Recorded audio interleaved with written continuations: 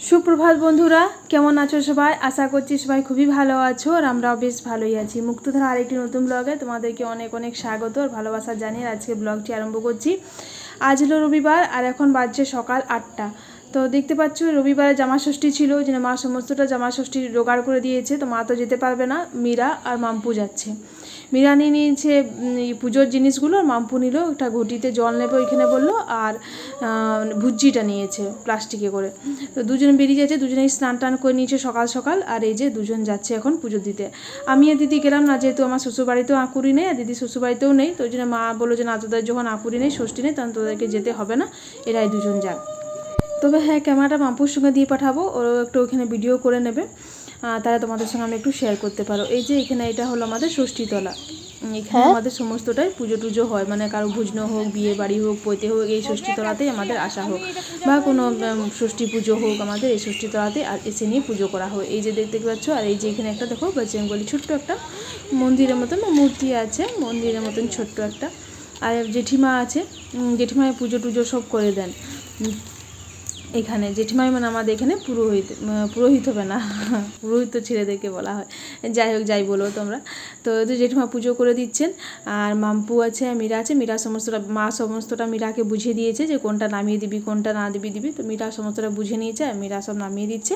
আর দেখো জেঠিমা খুব সুন্দর করে পুজো করে দিচ্ছেন। এর আগে অনেকের হয়ে গেছে, তবে এরা একটু পরে গেল, আর এরপরেও আবার অনেকে আসবে। মানে যে যখন আসে বা যার যখন সময় হয়, জেঠিমা এখানে থাকে, জেঠিমাই পুজো করে দেন। তো দেখো এখানে জেঠিমা পুজো করে দিচ্ছে। আর এই যে সামনে তোমরা দেখতে পাচ্ছ ওই যে মন্দিরটা, ওটা হলো আমাদের কালীর মন্দির। তো মাম্পি নিজেই দেখো ভিডিওটা করেছে, আমি কিন্তু ওকে বলিনি, দেখছি সুন্দর করে সবটাই ঘুরিয়ে দেখিয়েছে ভিডিওতে।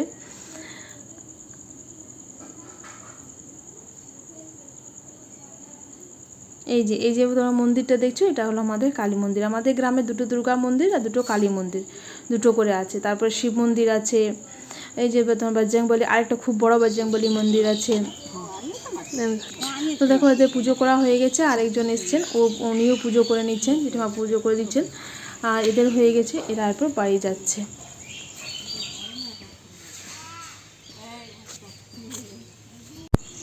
তো তোমরা তো দেখেছো এই দুর্গা মন্দিরটা, আমি সেই মঙ্গলবার পুজো করাতে এসেছিলাম। তো এই দুর্গা মন্দিরটাই ওটা হচ্ছে। কালকে যা বৃষ্টি হয়েছে, ওটা রাস্তা পুরো জুড়েই কাদা হয়ে গেছে।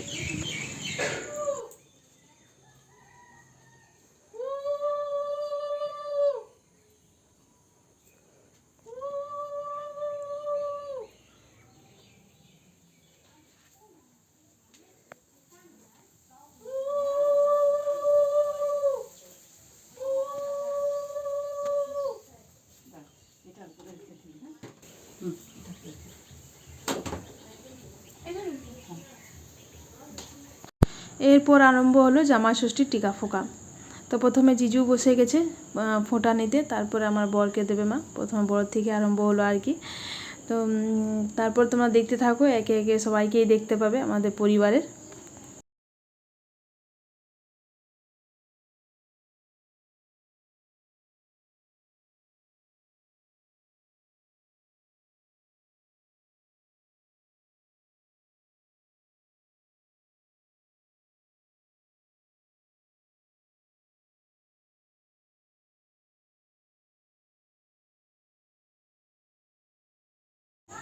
তো জিজুর হয়ে গেছে, এরপর আমার মা বরকে দিয়ে দিচ্ছে। তো মা যেহেতু এখন নিচে বসতে পারে না, মানে ডক্টর তো পুরো মানাই করে দিয়েছে, মানে এখন নিচে বসা মায়ের পুরো বন্ধ হয়ে গেছে, কোনো দিনই আর নিচে বসতে পারবে না। মানে আমার ডক্টর যেহেতু অপারেশনটা হয়েছিল, তো নিচে বসাটা মানা, ওই জন্য মা চেয়ারে বসে নিয়ে আর ওদেরকে ফোঁটা দিচ্ছে। আর এই পাশে দেখো মা বাবা বার করে দিয়েছে দুজনকে দুটো প্যান্ট জামার পিস। তো জিজুকে দেখাচ্ছে যে দেখো কোনটা নেবে। তো জিজু বলছে আগে ওকে দেখাও, মানে আমার বরকে, যে ওর কোনটা পছন্দ লাগছে। তো দুটোই বেশ ভালোই লাগলো পিসগুলো, যে মা দিয়ে দিচ্ছে তারপরে হাতে।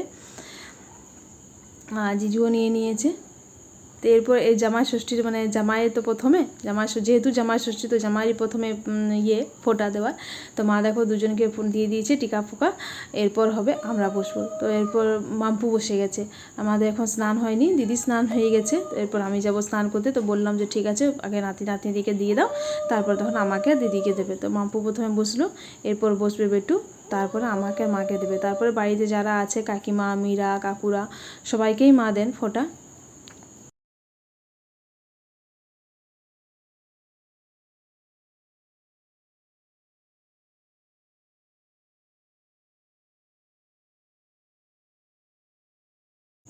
এই যে মামপুর হয়ে গেছে, এবার বেটু বসে গেছে, এবার বেটুকেও দিয়ে দেবে।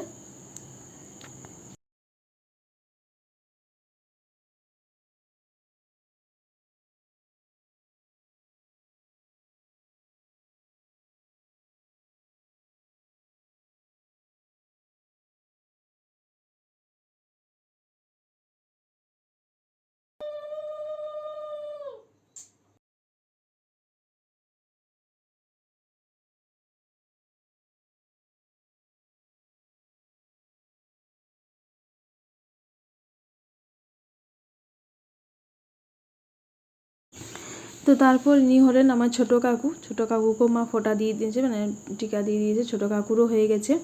আর তারপর হলো দিদির পালি। তো দিদি বসে গেছে, এরপর আমি নেবো। এই একটাই ষষ্ঠী আছে যেটাতে মায়ের কাছে এসে আমরা টিকা ফোঁকাটা পাই। আর প্রত্যেকটা ষষ্ঠীতে তো আসা সম্ভব নয় বন্ধুরা, নিজেদেরও তো পরিবার আছে, প্লাস ছেলেমেয়ের সব থেকে আগে এখন প্রায়োরিটি দিতে হয় নিজেদের ছেলেমেয়ের পড়াশোনা। তো ওই জন্য আর আসতে পারি না। এলেই তো সে টিউশন কামায়, স্কুল কামায়, সবই হয়। এটাতে যেহেতু গ্রীষ্মের ছুটি পড়ে থাকে ওই জন্য স্কুলটা কামাই হয় না, বা টিউশনটা 2-4 দিন অ্যাবসেন্ট হয় ঠিক কথায়। ওই জন্য এটাতে আসা হয়। প্রত্যেক বছরই চেষ্টা করি যে জামার ষষ্ঠীতে যাবার। তো ওই জন্য চলে আসি। এই বছরে এই একটা ষষ্ঠী মায়ের কাছে এসে নিয়ে টিকা ফোঁকাটা পাই। দিদিও আসে, আমিও আসি। এপাশে দেখো আমার আর দিদির হয়ে গেল, দিয়ে মীরা বসলো, মীরাকেও দিয়ে দিয়েছে। তারপরে হচ্ছে এটা হলো আমার ছোটো কাকিমা, মানে যে ছোটো কাকুকে দেখলে তোমরা, তো ওই ছোটো কাকুর বউ কাকিমা।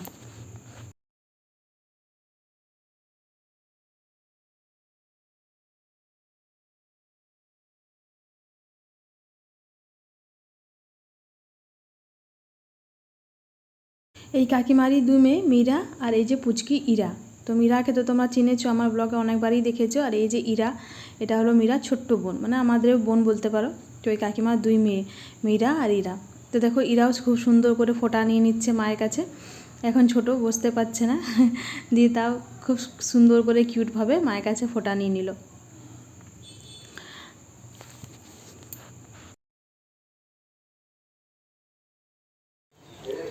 তো বন্ধুরা টিকা ফাঁকা কমপ্লিট হয়ে গেল, সবাইকে দেওয়া হয়ে গেছে। আর এরপর রান্না বান্না তোড়জোড় লেগে গেছে। এপাশে দিদি মাংস হবে, তো দিদি এপাশে একটু মাংসর মানে পেঁয়াজ রসুন আদা কেটে কুটে দিচ্ছে। আর মা তো আজকে যেহেতু নিরামিষ খাবে, নিরামিষ না, মা আজকে নুন লক্ষ্মী ছাড়া খায়, মানে নুনটাও খেতে পাবে না। তো ওই জন্য মা একটু নিজের জন্য পুয়া করে নিচ্ছে, আটা দিয়ে আর গুড় দিয়ে দুধ দিয়ে পুয়া করছে। মাম্পি এখন মাকে একটু শরবত করে দিল, তো মা শরবতটা খেলো আর এখন পুয়া করছে। এই যে মায়ের পুয়া।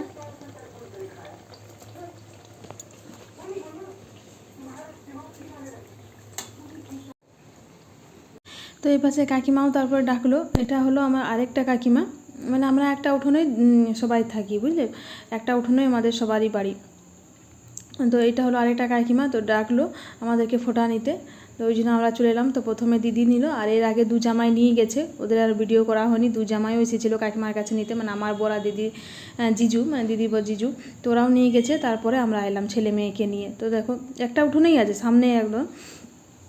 তো দিদির হয়ে গেল, এরপর কাকিমা আমাকে দিয়ে দিচ্ছে। আর তারপরে মাম্পু বসবে, বেটু বসবে, মিরার হয়ে গেছে। তো ঠিক আমাকে দিতে দিতে এপাশে ভোলা ঢুকে পড়েছে। ভোলা বলতে মানে কাকিমার বড় ছেলে, আমার সম্পর্কে দাদা হয়, কিন্তু আমার ছোটোর থেকে একসঙ্গেই মানুষ, সবাই একসঙ্গে আমরা খেলাধুলো করেছি, পড়াশোনা সবই। তো ওই জন্য আমরা দাদা আমি আর বলতে পারি না, আমিও বলি না, দিদিও বলতে পারে না, মানে সেই সম্পর্কে 2-3 বছরের বড় আর কি, 3-4 বছর। তো ওই জন্য ভোলা বলেই ডাকি। তো যাই হোক, আমার কিন্তু বড় হয়, আমার থেকে বড় হয় ইয়েতে, বয়সে। তো ভোলা ঢুকলো, বৌদি ঢুকলো, ওই যে পুচকুটা আমাদের, ওর এখনও মুখে ভাতও হয়নি। যাই হোক, তারপরে এই পাশে দেখো আমাদের আজকে সবজি হয়েছে ভেন্ডি ভাজা, শাক ভাজা, পটল ভাজা, ঘি করলা ভাজা, বেগুন ভাজা, পোস্তর বড়া ভাজা। এই হয়েছে আমাদের সমস্ত ভাজাভুজি। এপাশে হয়েছে একটুখানি আলু ভাজা, আর একটুখানি হয়েছে আলু পোস্ত, এই যে আলু পোস্ত। আর এপাশে দেখো মাটনটা মা সমস্ত ম্যাগনেট করে রেখে দিয়েছে, মা করবে মাটনটা। তো যাই হোক বন্ধুরা, রান্না কমপ্লিট, মা থালা সাজিয়ে দিয়েছে। আর আমি দেখো দুজনকে নামিয়ে দিচ্ছে, খুব সুন্দর করে মা থালা সাজিয়ে দিয়েছে। তো সমস্ত ভাজাভুজি দিয়ে দিয়েছি, আর মাটনটা আমি ভাগ করে দিয়েছি। মাই রান্না করলো, কিন্তু আমি বাটিতে দিয়ে দিয়েছি, যেহেতু মা নিচে বসতে পারছে না, তো মা দিয়ে দিয়েছি। আর থালাগুলো নামিয়ে দিয়েছি, এই যে দুজনকে দিয়ে দিয়েছি, দুই জামাইকে। তো মা জানো তো ভেন্ডি ভাজা দিতে ভুলে গেছিলো, দিয়ে আমি দেখলাম থালাতে, বললাম মা তুমি ভেন্ডি ভাজা দাও নি, মা বলছে ওরে ভুলে গেছি, দিয়ে মা আবার ভেন্ডি ভাজাটা থালা সাইডে একটুখানি দিয়ে দিয়েছে। এপাশে এই যে মাটনটা আমি দিয়ে দিচ্ছি, মানে মাটনটা জানো তো খেতে খুব সুন্দর হয়েছিল, খুব সুন্দর মা রান্না করেছিল। এপাশে দই দিয়ে দিলাম, আর দিদি আম কেটে দিচ্ছে, বললাম যে আমগুলো একটু দিয়ে দে। এই যে আমগুলো দিদি নামিয়ে দিল।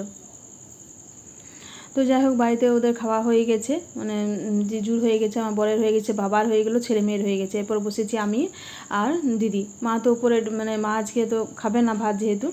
তো তারপর দেখো বন্ধুরা, তোমাদের সঙ্গে বিকেলে দেখা করছি। আর এই যে আমাদের আজকে হচ্ছে ধর্মরাজ পুজো, তোমাদেরকে তো শেয়ার করেছিলাম, ওরই এটা একটা ভাগ, মানে পর্ব বলতে পারো। তো আজকে হচ্ছে এখানে আমাদের দুর্গাঘট। তো এই সমস্ত যে দেখছো এরা সব ভূত সেজেছে, এইখানেরই আমাদের গ্রামেরই ছেলে মেয়ে, তো এরা সব ভূত সেজেছে, ভূত সেজে এরা এখন যাচ্ছে, ঠিক আছে। এটা আমাদের কিন্তু আমরা কিন্তু এটা ছোটোর থেকেই দেখে আসছি, এই দুর্গাঘট আর কালীঘট। তো আজকে দুর্গাঘট হবে, এবার কাল রাত্রে 12টার সময় কালীঘট হবে। তো এই যে দুর্গাঘট যখন যাচ্ছে তার আগে এইসব ভূতগুলো আগেই পেরিয়ে যায়, এইগুলো আমরা ভূতই বলি, ছোটো ছোটো বাচ্চাগুলোকে। ছোটো বাচ্চা বড় সবাই সেই সাজে, ভূতই সাজে, এরা সাজে ভূত, ঠিক আছে। তো এরা সব পেরিয়ে যাচ্ছে আমাদের এই সামনের থেকেই পেরিয়ে যায়। তো আমরা সবাই, মানে এটা আমাদের গ্রামের খুব বড় একটা ফেস্টিভ্যাল, মানে খুব বড় পরব, সবাই আসে এটা দেখতে। খুবই প্রচণ্ড ভিড় হয় আর খুবই জাঁকজমট করে হয়, মানে অনেক ছোটোর থেকে আমরা দেখে আসছি, আর এখনও অবধি এটা হয়েই যাচ্ছে। তো দেখো এই যে ভূতগুলো আগে পেরিয়ে গেল, তারপর আর হচ্ছে আমাদের এটা দুর্গাঘট।